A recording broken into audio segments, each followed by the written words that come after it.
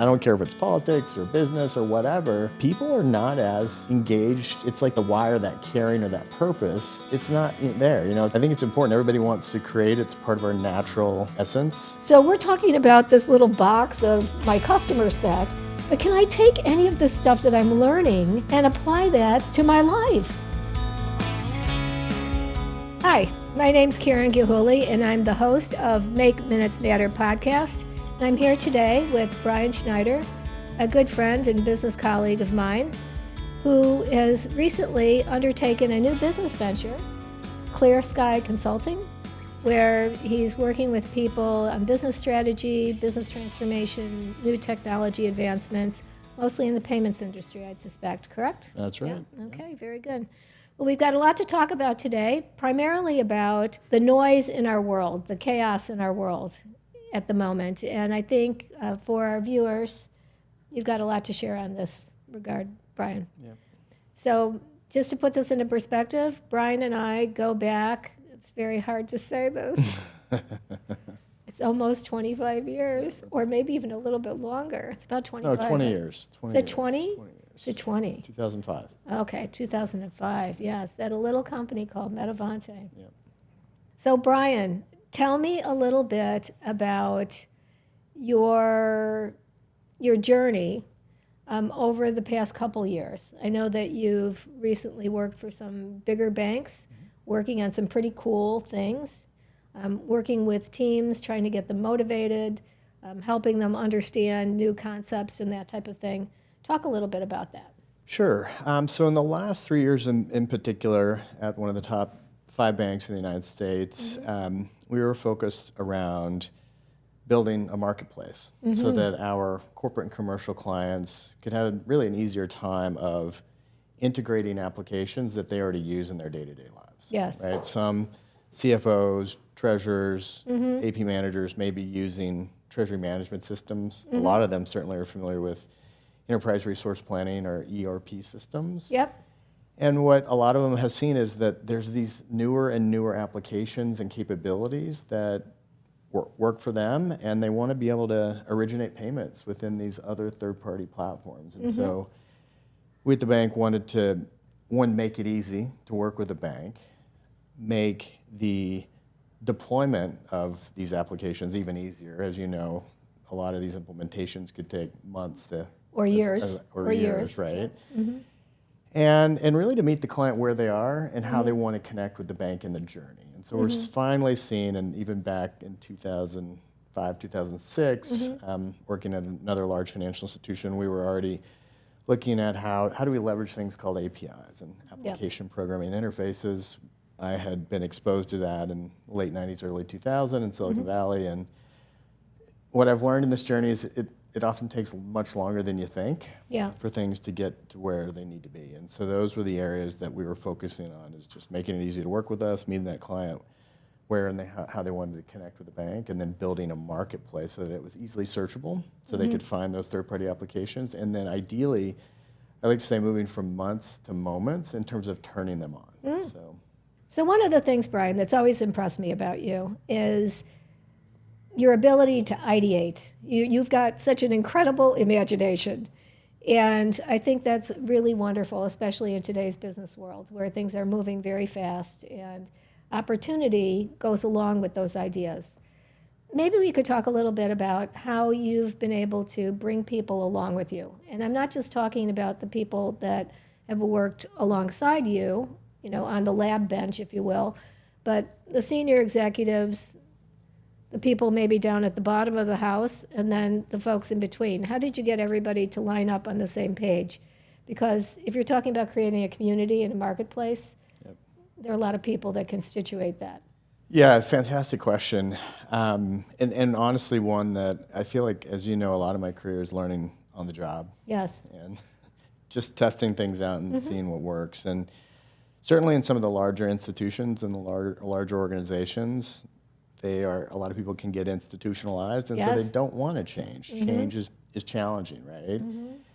And so on the journey, I like to do a few things. First is trying to make it simple, right? Because everybody has to be able to understand and digest what it is you're trying to do. Yes. And then also to get people connected with that, right? So that they also understand how even their journey and their purpose can align with the vision of where we're headed. And then I think the other piece too is everybody has limited time and resources. So trying to help others help reduce the anxiety of saying, hey, I've already got some ideas in mind about how we're going to get there. Love to explore it and get other folks just actively involved in that creation. And I think it's important. Everybody wants to create. It's part of our natural essence, if you will. And I find when people feel connected to the work and they're able to be creative and bring their passion, their love, their self-expression to the work, then they have fun. I get to learn a lot from them. And also we get to see oftentimes something just more powerful evolve out of the dust, if you will. And so for me, it's most recently I had to set the vision with the executive team and get their buy-in. Also at the business case level of like, how much money are we going to make along the journey? Where's the impact going to be to our clients? How do we deploy this? How do we get everybody on the same page? And this actually was one of the most fun, robust deployments in my career, was to be able to work across the organization, which I also did at one of the other large institutions that we worked together at. But to work with marketing, to work with legal, to work with risk, to work with compliance, to work with sales. To once we packaged this and got the vision together, there was content we had to create. We had to create content to bring partners into the marketplace, and we had to support sales to help them tell the story to our clients and build content for them. So it was kind of a multi-directional outreach, and that was a lot of fun to work with colleagues across the banks. Yeah. So I think in today's world, that idea of connecting back to the business case as well as individual purpose, I think in the speed in which things are moving, I think many times that connection is often overlooked. And I think that's problematic, because if you really don't understand, it's hard to be all in, don't you think? Absolutely. And with 20 plus years experience, I think one of the biggest challenges is these larger institutions don't always have the patience. Yes. And the fortitude with ongoing change within an organization, because you've got natural turnover, and then you've also just got oftentimes a once a year layoff that may happen. That's right. Some just natural attrition of 5 to 10% of an organization. Some people retiring. There's lots of reasons. And so to keep that focus is an everyday part of the journey as well, and to continue to tell the story. You don't tell the story once. You need to keep repeating the story. And you have to remember, it's not about you. It's not about anything that you're trying to express. It's really about what the purpose is, right? And going beyond yourself, beyond the ego, and really connecting with like the why. Right? Yeah. Why are we doing this? And if there's not a good answer to that, then I think it's an appropriate time to kind of reevaluate and say, hey, have we put a lot of time and money towards this and resources? Maybe we should rethink where we are and how we're going after this. That's true. If you can define what it is and then try to help people understand the implications of it, why it's going to make such a big dent in the marketplace or an impact to customers, that really is a key thing. And you're right when you talk about the larger the institution, the more the inertia. The organization that I used to work for, they would call it the permafrost, that there was this layer of organizational knowledge, expertise, insight that was almost impenetrable. And to bring a new idea up through that really was quite fantastic. It was a very, very difficult journey, one that was fraught with risk, mistakes, in some cases misunderstanding. So I'm sure you faced some of those things yourself. So how did you navigate around that? Well, it often was difficult. I think what you're touching on is also important to touch on the fact that there's other initiatives at an executive level that are also being rolled out. A lot of these large institutions have made multi-million-dollar investments, $50, $100+ million investments in their technology and their platforms. And even when we've seen new payment platforms and payment systems roll out, like real-time payments through the clearinghouse, we saw specific banks put a lot of money into that, and they wanted to see very specific KPIs, right? Very specific metrics come out of that. And I think the challenge there is numbers are powerful and you get what you measure, I like to say. Yes. And at the same time, you have to remember why. And if it's not about the client, it's not about the use case, and it's really more about a number, then that's, in my opinion, where the disconnect happens. You get people that are so focused on those numbers and everybody's on deck and you've got all these meetings and escalations. But you really look at how, let's say, a client uses a platform and how they originate a payment, they don't want to just do one payment type. And oh, by the way, I've got to do it over here and it's a different process and it only works 30% of the time. Right. They want it fully solved. They want it easy. They want it easy, and they don't want an exception process because the exception processes are where they get bogged down and where they spend most of their time trying to deal and fix problems. So during COVID, that was a very interesting time because you weren't in person. Yes. So you had to get people's attention virtually, right? Yes. And that was part of the mission that the team had when I was first at the bank, was to figure out how do we virtually connect and get the message out. And so that was virtual whiteboards. It was more video. It was a lot more interaction. Those are a couple of ways, but I think it was also through internal partnerships, right? And so having that, for me, it was always like an anchor deck. Yeah. Right? Being able to come back to those just 2 or 3 core slides of like, this is where we are on the journey. I I do a lot of climbing and mountaineering. Yes. And I always find it helpful, especially when people are scared or they don't know where they are, is to just help them orient. Right, and exactly. And it's another journey we can talk about maybe in a minute around the somatic experience practitioner role and training that I did during my career to understand, like, how does your purpose shift? How does your journey shift?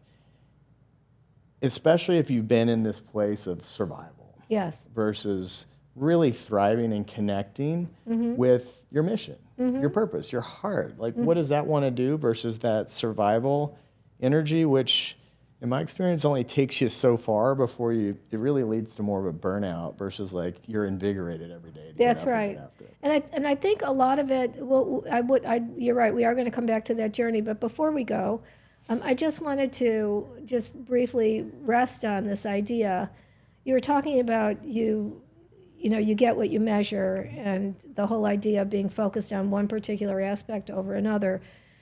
I think that in today's world, there is a lot of development that happens where someone is focused on what I'll call the shiny penny, the latest feature, this feature, that feature, and somehow or other that's going to be the best thing that's ever happened in the market.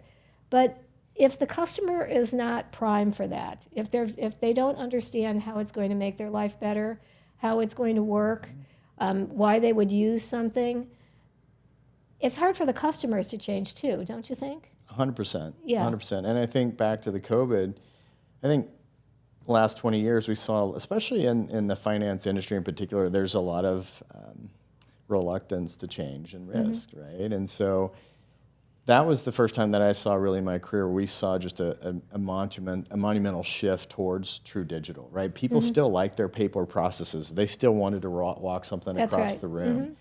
And they realized that when they couldn't physically be there anymore, that they had to make that shift. And that, to me, was probably one of the most fun parts of my career, was doing that, helping people go digital. Yes. Then automate the digital, and then optimize what they've automated to really start to tweak the dials and make it better. And then when they saw it working, that was the aha moment. Yes. And then that's where we did a lot of, hey, conferences are back. Let's do a lot of thought leadership. Let's get you out to speak about your experience, about how you really were reluctant to make that change. But once you did, how much it saved your business, got you to be more efficient, and really helped you create a better experience really for customers. Because that's where we've seen a huge shift in our industry, is more and more people are saying like, oh, payments is cool, and payments actually makes my business, in a commoditized business, differentiated. It differentiates it, yes. Yeah. You are so incredibly correct. At the end of the day, being able to help the customer be able to deliver what they deliver better, faster, smarter, that's actually what it's more about than oh, we've got this latest feature that's got all these different components to it that nobody really understands. That's right. Very, very, very interesting there. In the journey, and you know this was a big part of my journey early on with you at Metavante and also at Citibank, and that was helping people get past this fear of fintech companies, Yes. financial technology companies. And I have to say that it was quite frustrating to be at a bank Yes. that struggled with, what do we do with these guys? Yeah. And and that view for so long was of true competition. Yeah. There's As opposed to there's a lot of fear, collaboration. Yes. as opposed to the Yeah. collaboration and abundance. There's Yeah. more here. Our customers are happy when we work together and create things together. That's right. And that, strangely, in a geeky kind of way, has been something that I've been the most passionate about, and that's why I wanted to really build a marketplace where customers, like, take the bank out of it, take our fears out of it. Let's really focus on what our customers need and create that marketplace where they can come in and easily search for capabilities, payment rails, Yes. use cases, and then and push a button and say, I want to talk to somebody about that. Yes. And yes, so to yes. start to do that, and now I'm starting to work on a couple other projects with large payment companies.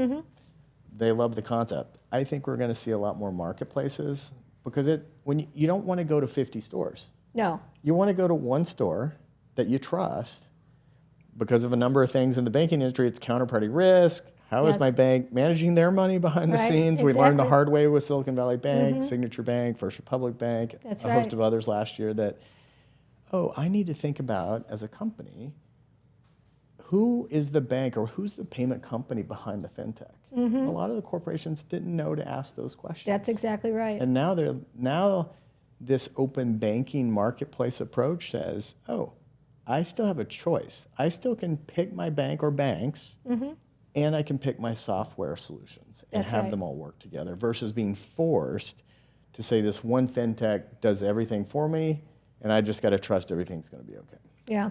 I've often thought about the kind of the rub between the two. I mean, here you have with a bank, an organization that is so vested in managing risk, providing safety to its customers, and almost as a result of that, the traditional thinking goes along with that. So this isn't necessarily a bet of innovation or creative types.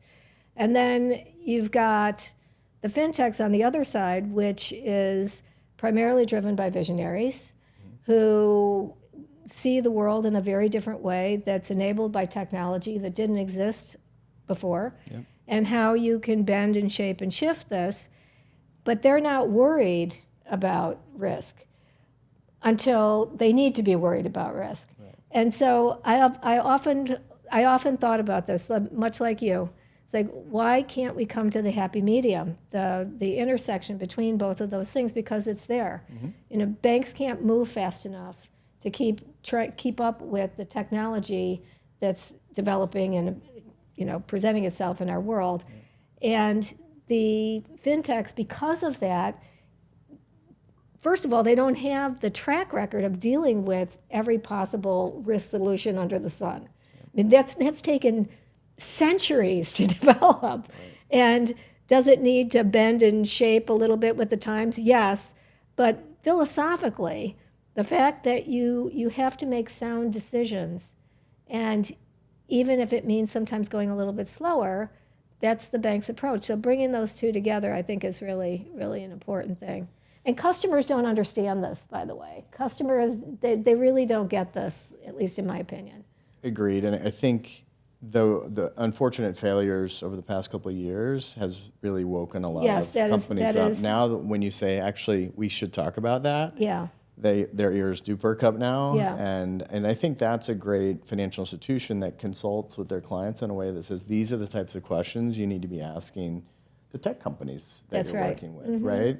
At the most basic level, but also just at the fundamental levels, right? Like, what's your cash flow? How much money do you have in the bank? Who are you backed by? How long are you going to be around? Because we're going to go through another business cycle. That's right. How deep are the pockets to make sure that us and our customers can continue to depend on you? And I think what we've seen is banks so often really relied on the vendor approach. They wanted the fintechs to be the vendor behind them, As opposed to the partner. as opposed to the partner. Yes. And that was part of my journey early on, was defining partner. And actually, every time somebody would use it, you would notice I they would remember use the this. same word, but for different applications. Bryan Schneider, I can remember back when we were working at that other financial institution, being in meetings with you where people were throwing around that partner term and watching you get emotionally charged about this, because it is a special word. Yep. It is a special word. It means something. It's not something to be thrown around on the table because, people might understand one tiny little bit of what it means to be a partner. To be a partner means that you've got an investment of time, money, personal sweat, all of that. You're vested. Yep. And Yeah, and you're not here just to serve me. right. We're actually serving each other and our client. That's right. And with the client being with at the client center being of at play. the center. Yes. Exactly. Yeah. And that's what there's great banks do I think a decent job at providing what I like to say are vanilla solutions. Mm-hmm. Because to your point, it is very difficult to meet all the different industry needs. And we know a lot of the financial institutions, of course, especially at the corporate level, are organized by industry and Right. segment, right? Mm-hmm. But the products don't necessarily fully align like No, that. no. And so when you go to a commercial real estate company, they think very differently than an automotive company, than Right. a retail store. Or a manufacturer. How they Yes. talk about their customers, Yes. how their customers pay them, how they want to interact with them. And that's where we've seen the fintechs excel the most. And in fact, if you look at a valuation of a fintech versus a bank, it's really interesting when you look at like venture backing to say like, why is this multiple so different? And it's around two key things. One is the user experience, as simple as that, Yep. and the connectivity. Fintechs are doing the better job around these user experiences and workflows that are very specific to the industry applications and needs, all the way down to some of the recent opportunities that I was working on were in the construction industry. Right? They just manage projects differently. They need to make payments at different times. Like, Right. oh, half the shipment showed up, we've got to make this payment, and it's amazing the applications are out there. But I think financial institutions, the ones that are going to stick around and be the best, are going to be the ones that realize they can't do it alone. No. And they build a network of trusted third-party applications around them. And I think that's another interesting part for me. I continue to learn a ton from counterparts within the bank. It was around the OCC, the FDIC, and how they're looking at the whole space in the industry. And it started out with guidelines, but I think we're going to see a lot more real regulation around how banks are required to contract with those fintechs. If they're not a vendor to the bank, there still needs to be an agreement in place that says how are they going to share information, how do you define data, customer data, personal data, all that good stuff. How do you manage the liability and risk if something does go south? That's right. And how does the customer also, as part of this journey, sign off and say, I want, as part of the implementation process, for you, my bank, to share my information That's right. with this third party. And Europe is way ahead of us, with Yes. Having worked for the last institution, which was a very large global bank, not headquartered here in the United States, that was a real eye-opener to me. The level of diligence that the regulatory bodies bring to the table and the seriousness in which they take it. That's not to say that the U.S. regulatory system by any stretch is a lightweight. It's just a different perspective. Yeah. And I think that your points about, what does the customer know and how do they know it, I think, again, in this world where everything's changing so rapidly, that customers may not always take the time or have the inclination to actually do that diligence to make sure that they're making good decisions. But they have to. And so that's what the regulatory bodies do, is they do provide some safety rails, some bumpers, I think. One other, I think, important part to tease out in the journey, because there's a lot of assumptions along the way, is the difference between that consumer retail banking Yes. and the corporate and commercial. And so when a sole proprietor or small business grows up, and that's where they start in the bank, there's not always these nice natural progressions for them That's true. to move from one platform to the next. Yes, and they're very different. And they're very different. They're very different, yes. And how that information is exchanged is very different, because you've got the CFPB, which oversees really the consumer side of the financial services.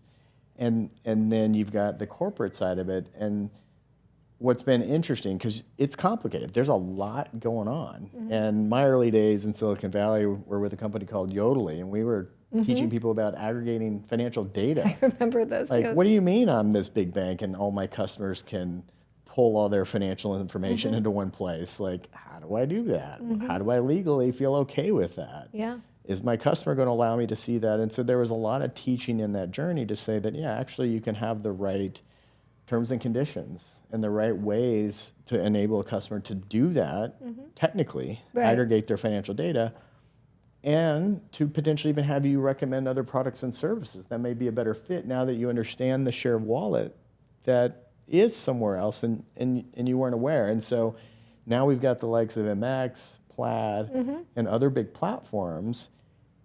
And it's interesting to see the financial institutions, and from a consumer side, there's a big move towards, hey, we have to make sure that these consumers get access to their data, right? They want to comply with the government. They want to be the nice guys on the block. And at the same time, it's interesting to see that those intermediaries, those aggregators show up and say, oh, we can handle all this.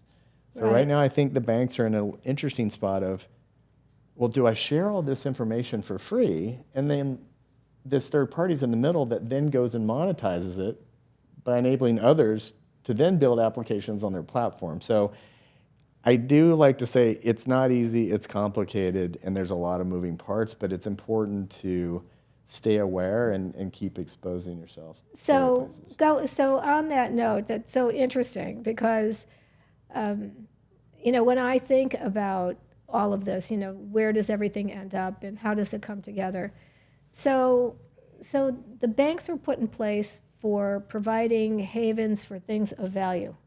They spent a lot of time, a lot of energy over the centuries perfecting this concept of storing valuables, whether that's money, bond certificates, jewelry, whatever it is. To think of the bank, you think of safety. That's what you think of when you think of bank. And a lot of time and effort went into that. And then you think about the fintech, which is really about speed, convenience, customization, tailoring to meet the particular business need. The safety piece of it is not necessarily there. And so I think it's there, but not in the way that the bank has been. Do you see what I'm saying?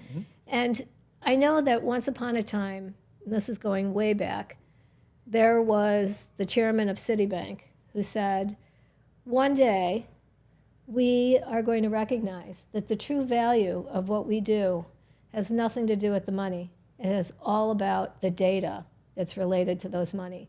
And I remember sitting in the auditorium listening to this guy speak, and it didn't really make a lot of sense to me because the technology wasn't where it's at today. But now when you look at it, you see that's actually, where will you trust more? Will you trust putting your data with a bank or with another organization? And wouldn't it be great if you had a solution where you had the best of both worlds, where speed, convenience, tailoring, trusted resource for managing your data all together? Because let's look at it. Back in the day, what did the bank robbers come and do? They came and stole your money. Well, now what do the bank robbers do? And they're not bank robbers anymore. They're hackers, and they're stealing your data. Yep. So that's the new bank robbers of today. And that data is very valuable. It's 100%. Very, very valuable, very valuable. Yep. So on this journey, you've done a lot of thinking about leadership and getting people to get on the same page with you and all of that. Tell me a little bit about that journey, because it's very fascinating, Bryan. Well, like I said earlier, a lot of it's just been on the job. My background through undergrad certainly wasn't about business. It was actually about going to med school. That's right. Right? And It took me a while to realize that while that was a big passion, that there was other things I was going to do.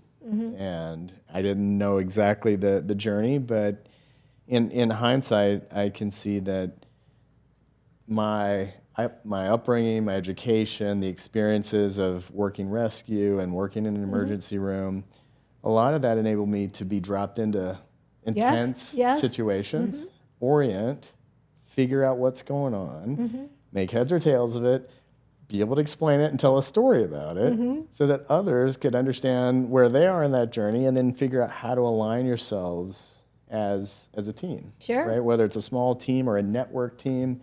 And I feel like most of my career I've worked in the matrixed organizations where I haven't necessarily needed, let's say, my own team while I've had that.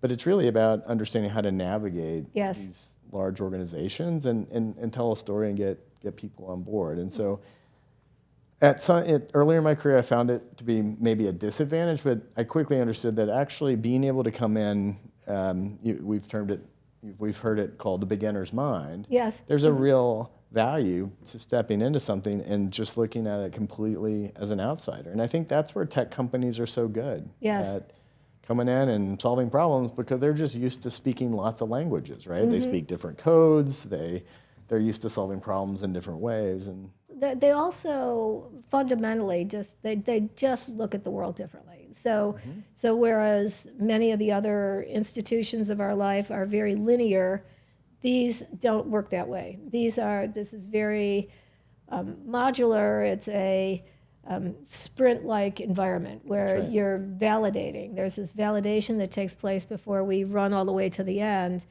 I think that also helps them in being closer to the customer and also being able to bring their teams together more effectively. 100%.